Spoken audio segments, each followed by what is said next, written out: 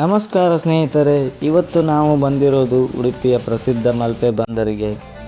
ಮಲ್ಪೆ ಬಂದರ್ ಅಂದರೆ ಮೀನುಗಾರಿಕೆ ಮತ್ತು ಮೀನುಗಳ ವ್ಯಾಪಾರಕ್ಕೆ ಹೆಸರುವಾಸಿಯಾದ ಜಾಗ. ಇಲ್ಲಿನ ಬಂದರ್ ಹೇಗಿರುತ್ತೆ, ಇಲ್ಲಿ ದಿನನಿತ್ಯ ಏನೆಲ್ಲ ನಡೆಯುತ್ತೆ ಅನ್ನೋದನ್ನು ನಿಮಗೆ ಈ ವಿಡಿಯೋದಲ್ಲಿ ತೋರಿಸೋಣ.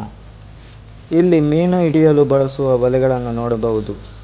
ಮೀನುಗಾರಿಕೆಯಲ್ಲಿ ಈ ಬಲೆಗಳು ಬಹಳ ಮುಖ್ಯವಾದದ್ದು.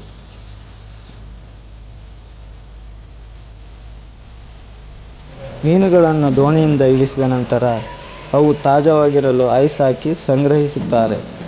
ಇಲ್ಲಿ ಐಸನ್ನು ಹೇಗೆ ತುಂಬುತ್ತಾರೆ ಅನ್ನೋದನ್ನು ನೋಡಬಹುದು. ಸ್ನೇಹಿತರೆ, ವಿಡಿಯೋವನ್ನು ಪೂರ್ತಿಯಾಗಿ ನೋಡಿ ಮತ್ತು ಲೈಕ್, ಶೇರ್, ಸಬ್ಸ್ಕ್ರೈಬನ್ನು ಮಾಡಿ.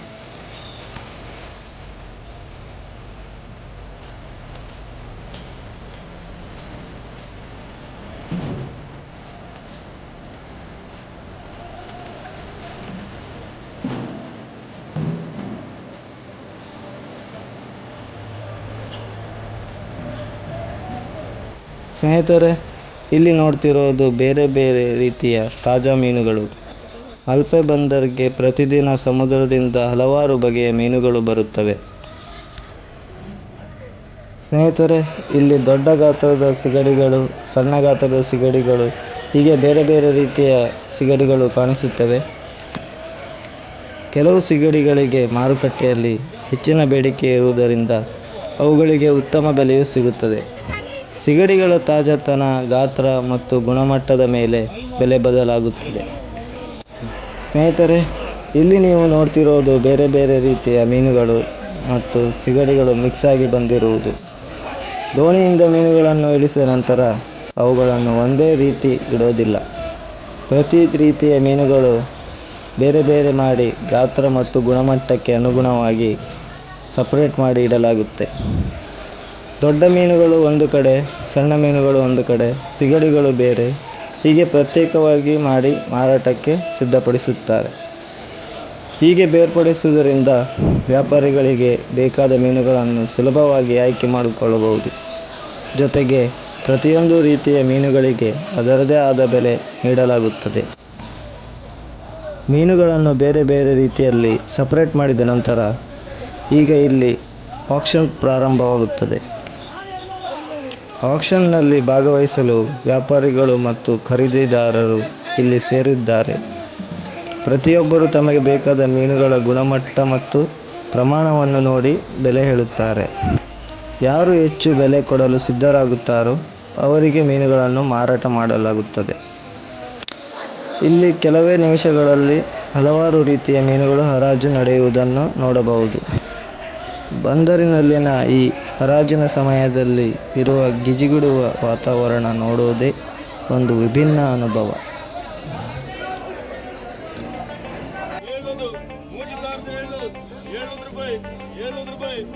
ಸ್ನೇಹಿತರೆ, ಇಲ್ಲಿ ನೀವು ನೋಡ್ತಿರೋದು ಮೀನುಗಳನ್ನು ವಿಂಗಡಿಸುವ ಕಾರ್ಮಿಕ ಮಹಿಳೆಯರು. ದೋಣಿಯಿಂದ ಮಿಕ್ಸ್ ಆಗಿ ಬಂದಿರುವ ಮೀನುಗಳನ್ನು ಇವರು ಅನುಭವದಿಂದ ಗುರುತಿಸಿ ಒಂದೊಂದು ರೀತಿಯ ಮೀನುಗಳನ್ನು ಪ್ರತ್ಯೇಕವಾಗಿ ಬೇರ್ಪಡಿಸುತ್ತಾರೆ. ಈ ಕೆಲಸ ನೋಡೋಕೆ ಸುಲಭ ಅನಿಸಿದರೂ ಇಷ್ಟು ದೊಡ್ಡ ಪ್ರಮಾಣದ ಮೀನುಗಳನ್ನು ನಿರಂತರವಾಗಿ ವಿಂಗಡಿಸುವುದು ತುಂಬ ಶ್ರಮದ ಕೆಲಸ. ಮಲ್ಪೆ ಬಂದರ್ನ ಮೀನು ವ್ಯಾಪಾರ ಸುಗಮವಾಗಿ ನಡೆಯುವುದರಲ್ಲಿ ಇವರ ಪರಿಶ್ರಮವು ಪ್ರಮುಖ ಪಾತ್ರ ವಹಿಸುತ್ತದೆ.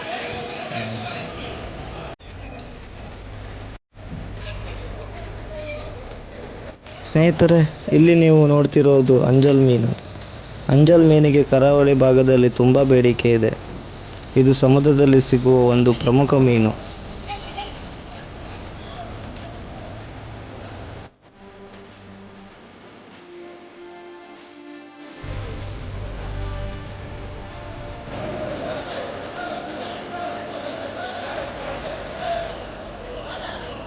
ಸ್ನೇಹಿತರೆ, ಇದೀಗ ಮಲ್ಪೆ ಬಂದರಿನಿಂದ ಡೀಪ್ ಸೀ ಫಿಶಿಂಗ್ ಕೂಡ ಶುರುವಾಗಿದೆ. ಮೀನುಗಾರರು ಸಮುದ್ರದ ಒಳಭಾಗಕ್ಕೆ ಹಲವು ಗಂಟೆಗಳ ಕಾಲ ಪ್ರಯಾಣ ಮಾಡಿ ಮೀನುಗಾರಿಕೆ ಮಾಡುತ್ತಾರೆ. ಕರಾವಳಿಯಿಂದ ದೂರ ಸಮುದ್ರಕ್ಕೆ ಹೋಗುವುದರಿಂದ ಹವಾಮಾನ ಮತ್ತು ಸಮುದ್ರದ ಅಲೆಗಳ ಪರಿಸ್ಥಿತಿಯನ್ನು ಗಮನಿಸುವುದು ತುಂಬ ಮುಖ್ಯ. ಇವರ ಪ್ರಯಾಣ ಸಾಮಾನ್ಯ ಮೀನುಗಾರಿಕೆಗಿಂತ ಹೆಚ್ಚು ಸಮಯ ತೆಗೆದುಕೊಳ್ಳಬಹುದು. ದೋಣಿಯಲ್ಲೇ ಆಹಾರ, ನೀರು, ಐಸ್ ಮತ್ತು ಮೀನುಗಾರಿಕೆಗೆ ಬೇಕಾದ ಎಲ್ಲ ಸಾಮಗ್ರಿಗಳನ್ನು ತೆಗೆದುಕೊಂಡು ಹೋಗುತ್ತಾರೆ. ಸಮುದ್ರದಲ್ಲಿ ಕೆಲಸ ಮಾಡುವುದು ಸುಲಭದ ಕೆಲಸವಲ್ಲ. ಗಾಳಿ, ಅಲೆಗಳು ಮತ್ತು ಹವಾಮಾನ ಬದಲಾವಣೆಗಳ ನಡುವೆ ನಮ್ಮ ಕೆಲಸವನ್ನು ಮಾಡಬೇಕಾಗುತ್ತದೆ. ನಮ್ಮ ಜೀವನಕ್ಕಾಗಿ ಪ್ರತಿದಿನ ಸಮುದ್ರವನ್ನು ನಂಬಿ ಕೆಲಸ ಮಾಡುವ ಈ ಎಲ್ಲ ಮೀನುಗಾರರು ಸುರಕ್ಷಿತವಾಗಿ ತಮ್ಮ ಕೆಲಸ ಮುಗಿಸಿ ಒಳ್ಳೆಯ ಮೀನುಗಾರಿಕೆ ಮತ್ತು ಸುರಕ್ಷಿತವಾಗಿ ಮನೆಗೆ ಮರಳಲಿ ಅಂತ ನಾವು ಹಾರೈಸೋಣ. ದೇವರು ಇವರನ್ನು ಸದಾ ಕಾಪಾಡಲಿ. ಕೆಲಸ ಎಷ್ಟೇ ಕಷ್ಟವಾಗಿದ್ದರೂ ಮುಖದಲ್ಲೊಂದು ನಗು ಇಟ್ಟುಕೊಂಡು ಕೆಲಸ ಮಾಡುವ ಇವರಿಂದ ನಾವು ಕೂಡ ತುಂಬ ಕಲಿಯಬಹುದು. ಸ್ನೇಹಿತರೆ, ಇವತ್ತಿನ ನಮ್ಮ ಮಲ್ಪೆ ಬಂದರ್ನ ಈ ಪ್ರಯಾಣ ಇಲ್ಲಿಗೆ ಮುಗಿಯುತ್ತದೆ. ಮಲ್ಪೆ ಬಂದರ್ನ ಈ ಚಟುವಟಿಕೆಗಳು ಮತ್ತು ಇಲ್ಲಿನ ಜನರ ಪರಿಶ್ರಮವನ್ನು ನಿಮಗೆ ಹತ್ತಿರದಿಂದ ತೋರಿಸುವ ಒಂದು ಸಣ್ಣ ಪ್ರಯತ್ನ ಇದು. ಇನ್ನೊಂದು ಹೊಸ ಜಾಗ, ಹೊಸ ಅನುಭವ ಮತ್ತು ಮೀನುಗಾರರ ಜೀವನದ ಇನ್ನಷ್ಟು ಕಥೆಗಳೊಂದಿಗೆ ಮತ್ತೆ ಸಿಗೋಣ. ಅಲ್ಲಿಯವರೆಗೆ ಎಲ್ಲರಿಗೂ ಧನ್ಯವಾದಗಳು.